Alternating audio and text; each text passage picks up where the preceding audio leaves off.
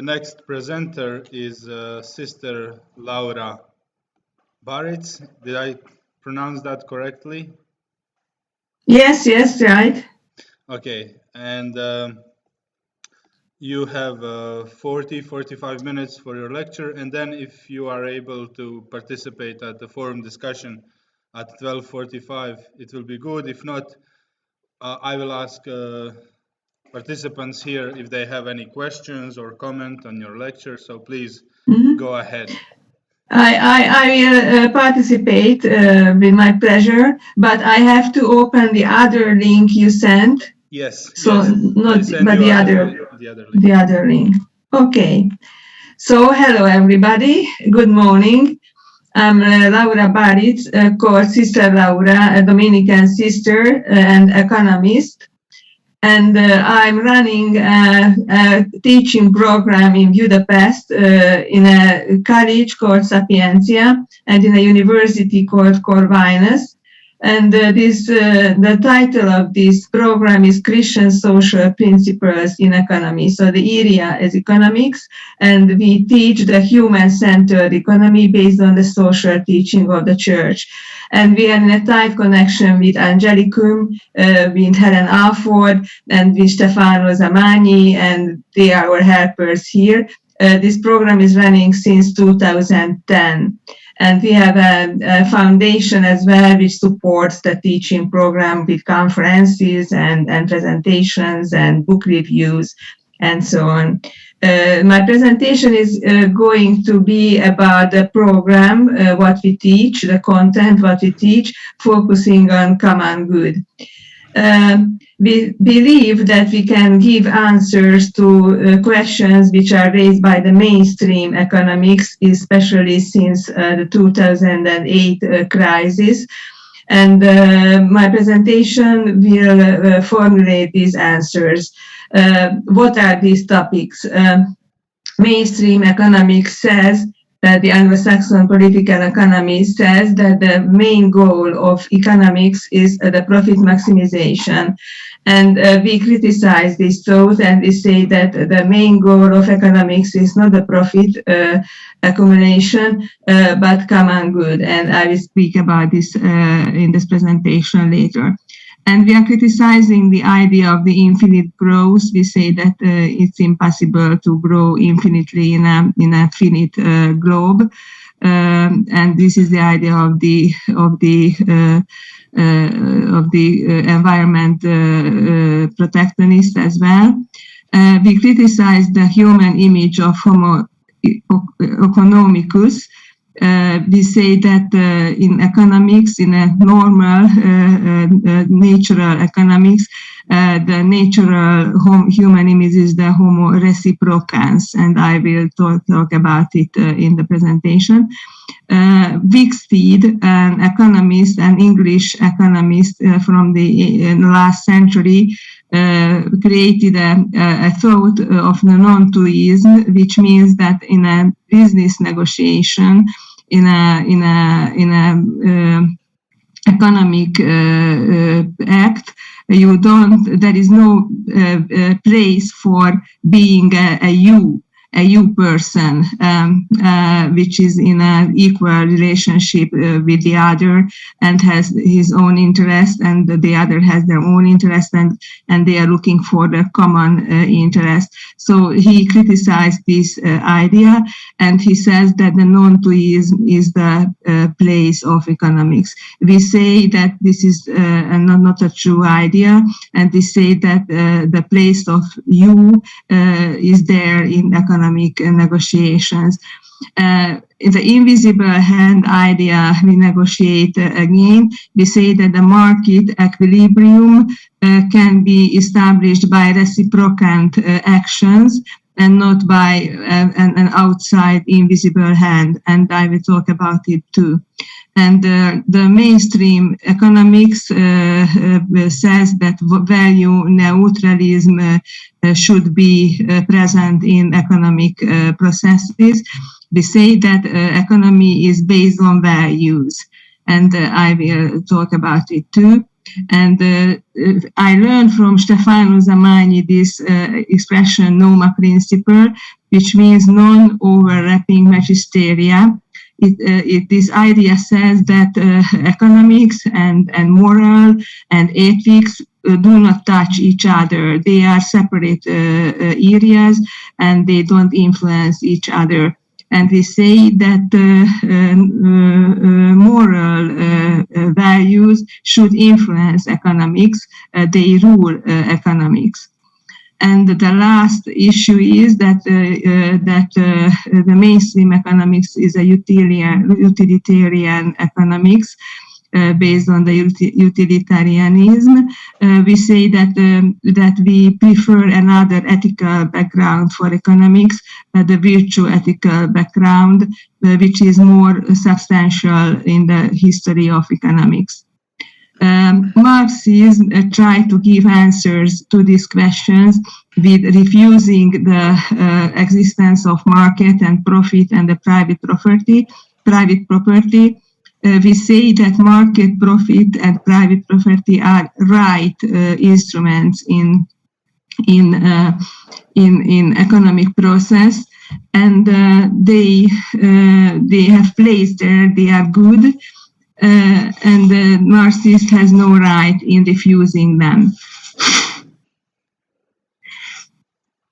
And lastly, we criticize the extremist Christians as well, because I realized in my presentations in Hungary, in churches and in parishes, that Christians do not want to work in the area of economics. They do not want to work in banks.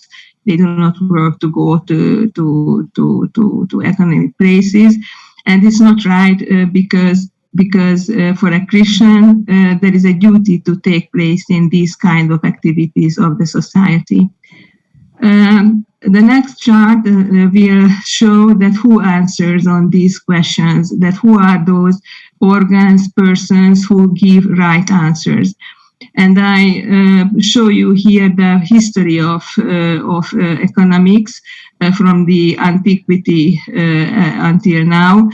And I present that the virtue ethical economic paradigm that is backed by Aristotle's virtue ethics is more strong and longer, had a longer period than the utilitarian one. Aristotle in his book Politics speaks about economics, and he tells about the difference between chrematistics and oikonomia. And in the Middle Ages, huge persons like Thomas Aquinas or Saint Antonin of Florence, who was a Dominican bishop in the 18th century, or from the Franciscans, Saint Bernardine of Siena, and the Institute of Monte di Pieta, which was a bank from the Franciscans who were giving loans on cheap, on low interest rate, and they gave credit to poor people. It was actually the ancient example for ethical banks. So the Middle Ages were the mainstream period for virtue ethical economic paradigm. And a very emblematic example is the civil economy run by Antonio Genovese in South Europe, in the Italian towns. He was the Catholic priest and an economist, led the department in the Maple University. And he conceptualized that the main persons of economics is the virtuous person, and the main goal is the public happiness. Public happiness means the common good in his language. He was the first who conceptualized the art of our approach to economics. The 19th century was for the mainstream economics, for utilitarian economics, but the church social teaching appeared in the end of the 19th century. I'm sure that you all are familiar with Leo the 13th, the Rerum Novarum. And the church social teaching went through the mainstream economics period and had founds in different actions like the social market economy in West Germany after the Second World War, Röpke and other persons. And I can speak about the social entrepreneurs in France and in England, in Hungary too, who are saying that profit is a tool for them, for a social goal of their entrepreneurship. And there is a civil society even now all over Europe. And we have alternative economic studies like our teaching program, or the humanistic economics, or other kind of economics. So the virtual ethical economic stream is still there, even in times when the mainstream is the utilitarian one. And that's why it works to advertise the virtual ethical theorems. Now we will look for that. What is the answer?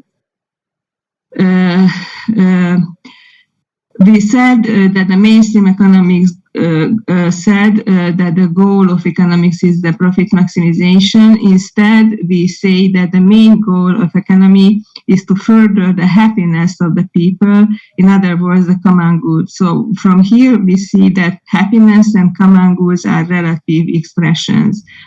What is the if we speak about happiness, we have to define what we mean on happiness, because there are many approaches to happiness. Today's mainstream approach is the hedonism from Epicurus from the ancient times. He said, seek pleasure and avoid pain. He said that pleasure seeking is the goal of a people who want to be happy. The other approach from Aristotle in the same time with Epicurus is the eudaimonia, which is more complicated structure. Aristotle says that the main organ in the happiness is the ratio, is the brain of the man. A clever man can be happy because then he can set goals in his or in her life. And when he pursues these goals that he has set for himself or herself, then he survives for fulfillment.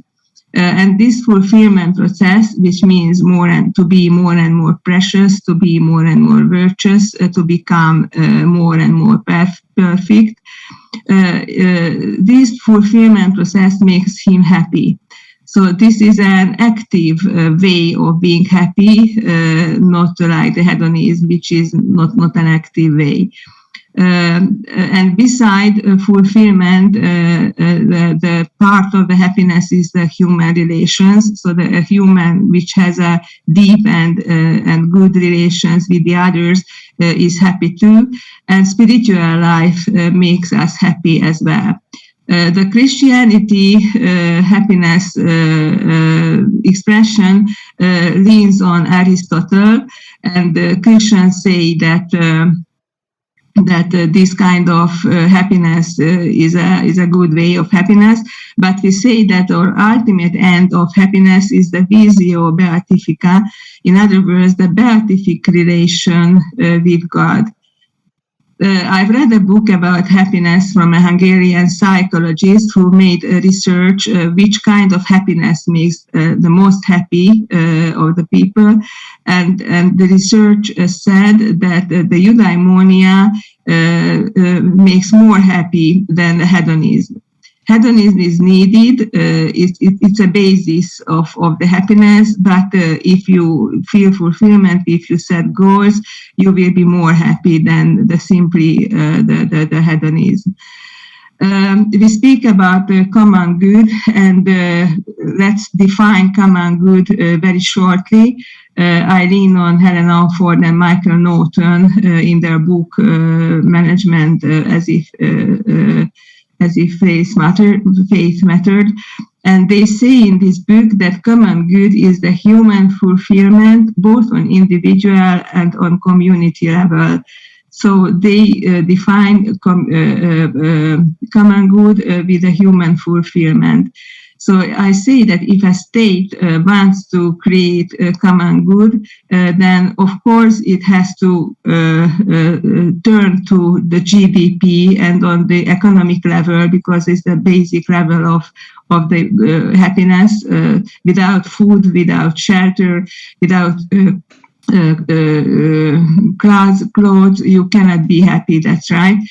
But there are a lot of immaterial parts of the common good, like the education, the culture, the health activities, the faith. So the state must think globally, must think holistically when he wants to establish the common good.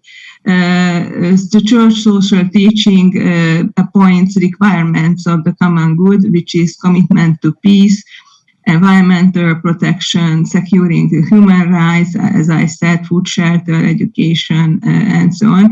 And the climate is our common good as well, that we have to work on commonly.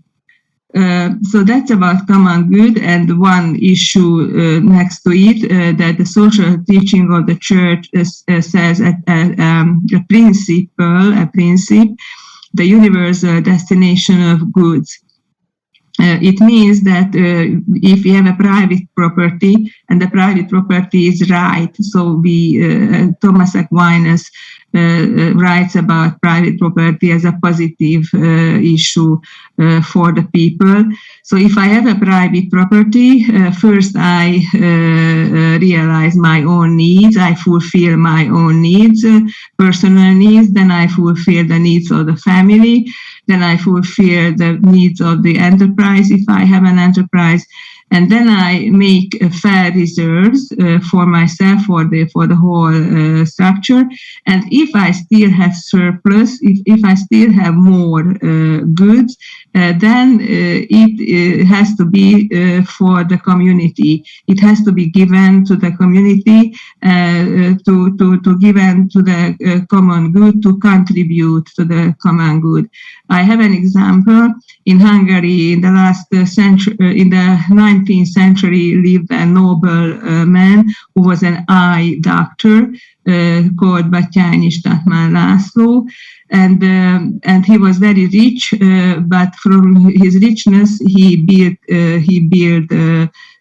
hospitals and cured the poor patients for free, and made a lot of good deed with his money. So it means that you don't have to be very poor if you want to contribute to the common good, and this is the good way to handle your wealth. Stefano Zamanyi again gave us a good very example of the difference between the mainstream welfare and the human-centered way of the common good. He says that the social welfare can be represented by a summation. 100 plus 0 is 100. 100 plus 10 is almost 100. 100 minus 5 is almost 100. So there, the majority principle is valid. So if the majority of the society is on a good wealth, then we can say that the social welfare in the society is there. However, Pope Francis and other economists say that if a state wants to establish the common good, then he has to handle with the sign of the multiplication, because 100 times 0 is 0. So if one single person has not reached the wealth he needs, we cannot speak of the common good of the total society. Pope Francis says that an inclusive economy is needed and not an exclusive. So inclusive, which needs each person, each poor and each rich person. Now I'm going to present you two unbelievable principles. What is the first is that the human person has preference over the structure. So if I have a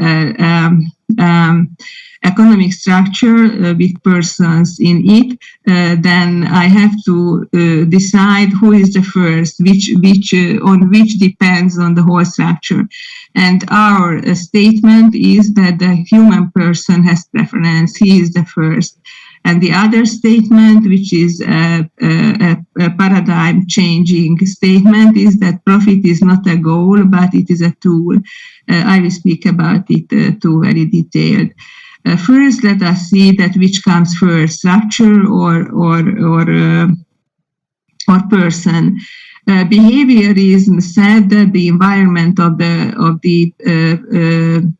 economy, environment of the person decides the individualism of the individual's personality, and the person can lose his individuality when he is struck by the environment. The other wave is the humanistic psychology with Rogers and Maslow and Ryan and DC, and they say that human is the first, and the human's personality is decided only on the human person. They state the importance of the intrinsic motivation. Intrinsic motivation is that if we are motivated to work, to learn, to make a work valid, and so on. So if this intrinsic motivation is strong in us, we can change our environment by ourselves. Saint Pope John II speaks about the structure of the sin, and he says that if I am working in a corruptive environment and I become corrupt, this is not a rescue. I'm responsible for my sin. So responsibility is there for the human person, even in the structure. And the last statement is the freedom of the person. The human person is free, and the freedom cannot be taken away by the structure. So based on these presentations, we can say the last statement, that the ultimate determinant factor is the person who performs permanent interaction with the structure. The structure can affect very deeply on the person, but still the first the one is the free and responsible person. Saint Paul II, based on these ideas, says in the Laborem Exercens Encyclical that the human being as a person is the subject, the basis of the work.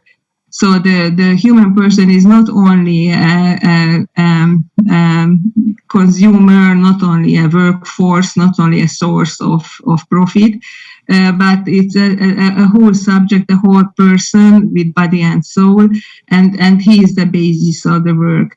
And we call human-centered economics based on this statement of Pope John II.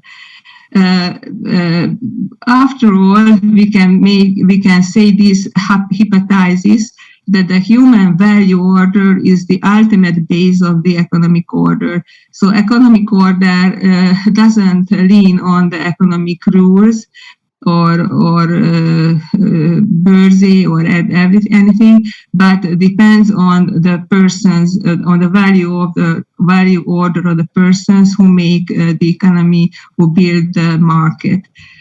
Everybody is familiar with IU connections, where the other person is a person and we are on the same level and we appreciate each other's personality. Eric Fromm calls this structure objectivist self-interest, which is the real self-love according to him. Objective self-interest means that in my real needs, the well-being of the other is included as well. So that my real needs, so if I can take in account interest of the other person, then I can create a cooperation with him, because we both can apply to each other's interest. So if we can cooperate, we can create a win-win situation, which has more win than the win-lose structures. And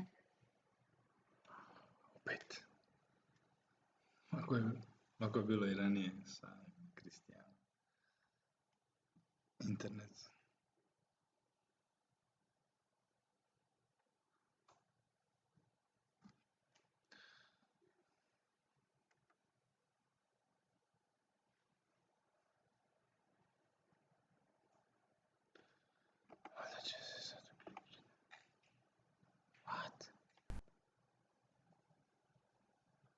Što se dogodilo? Ja isključim. Like this, and about reciprocal situations on the market. And if these persons, which are called homo reciprocans instead of the homo economicus, these persons can create the market equilibrium.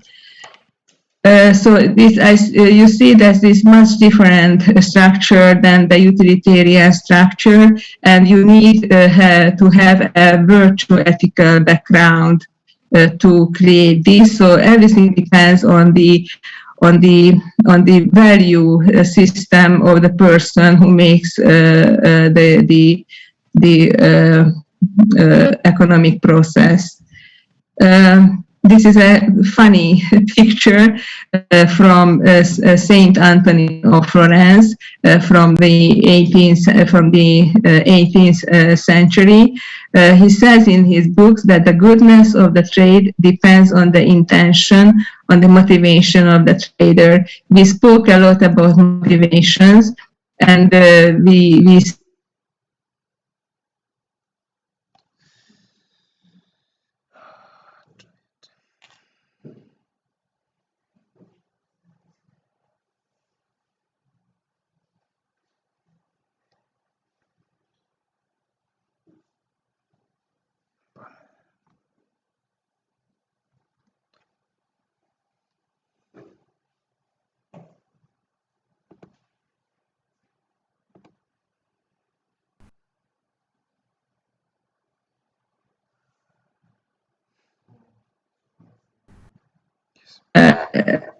will see a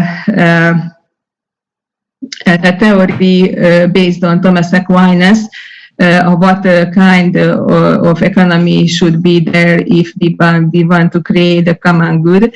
I turn to the classical Greek philosophy, which says that there is a hierarchical order of the goods in the world. So in other words, the values have a hierarchical order. In this hierarchy, in the material world, that material is the lowest level, but they are still good. And the highest level is the moral values. Thomas Aquinas grouped in three groups of the good or the values.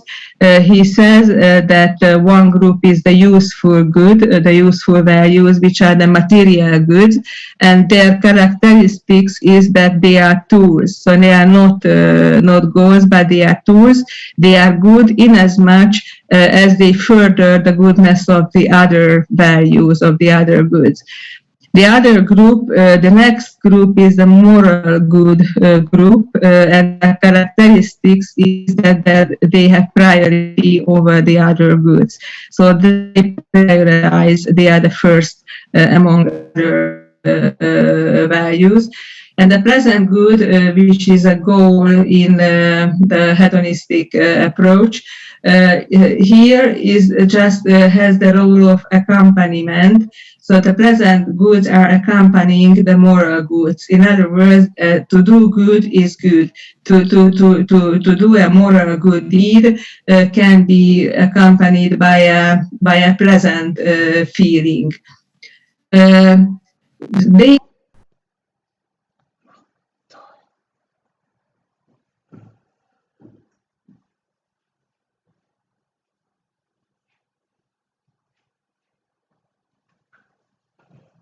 some couple of years ago, and I have written a book about it too.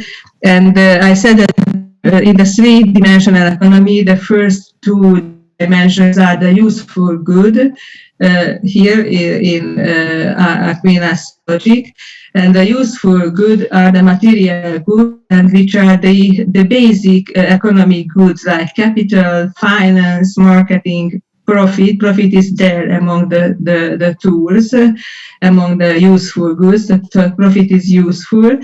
When it is a tool, all these useful goods or these basic economic goods are tools. Are tools for what? They are tools for the goals, which are the third dimensions goods, the moral goods, the group of the moral goods, like the common good, like the trust, like fairness, life, temperance, and so on. So they are the immaterial part of the economy. And this is the model of the three-dimensional economy. So today, the mainstream economics is a two-dimensional body. The classical economic principle are grouping only the useful goods, only the material goods. The mainstream economics materializes the immaterial.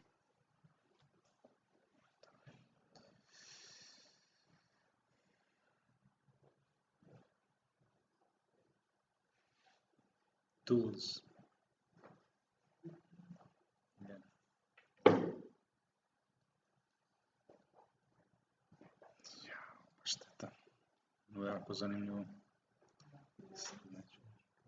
To God, and it makes the whole economic structure.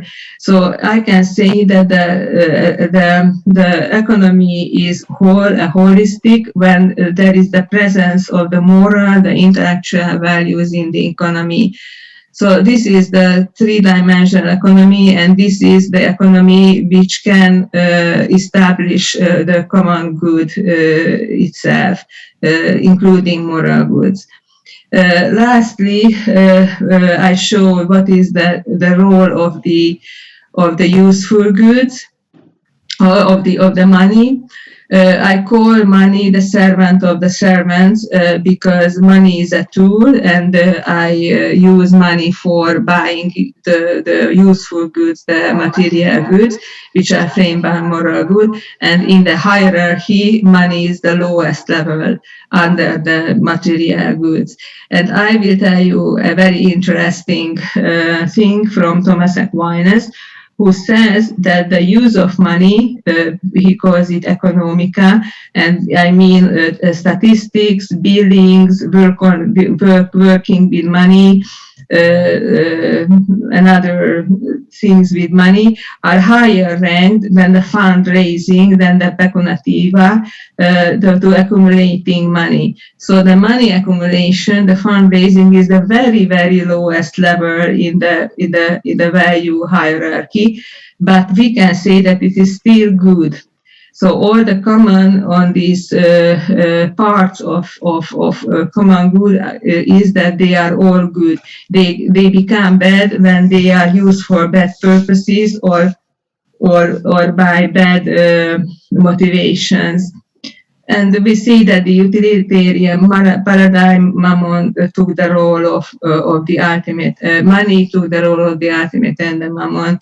So this was my presentation, and just to close my presentation, I tell you that teaching program was in the spirit of expanded reason. So we teach philosophy and theology next to economics, and we teach social science subjects as well. And the students like it very much. And for our program, we won Expanded Reason Award from Pope Benedict XVI from his foundation and the Madrid University. And I got for this program the European Citizen Prize in 2020. So our work and our ideas are appreciated. And this is our friends and our supporters that we make conferences and book reviews. This is a book review of Genovese's book. We translated Antonio Genovese's book into Hungarian. Oh, thank you. And that was I tried to give you now. Thank you.